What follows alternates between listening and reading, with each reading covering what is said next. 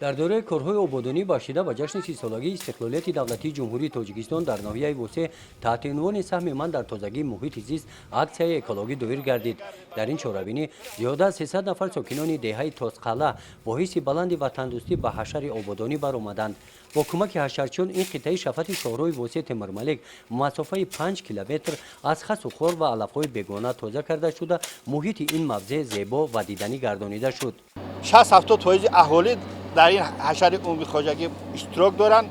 از آن جمله برای به مناسبت استقلالیت ما در دهه هر هفته همین خیلی حشرات تشکیل میکنیم برای تازگی خانه ها، برای کشت تکراری خواجگی ها سر کار داریم، انا پرسان میشویم و برای تازه کردن جبرهای پس خانه هاشون، راه های نزد خانه هاشون همیشه تشکیل و چاره‌بینی ها میگذرانیم. در جماعت دهاتی به نام میرعلی محمد علیف که شهرهای وسه تیمورملک از حدود آن میگذرد با پیشنهاد جماعت دهات و کمیته محله ماه ایول این اکسیای پنجم میباشد.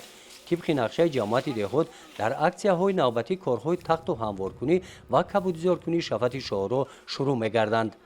گزارش خوجا نظریف خدای نظر ظهوروف از ناحیه وسه برای برنامه اطلاعاتی نوید.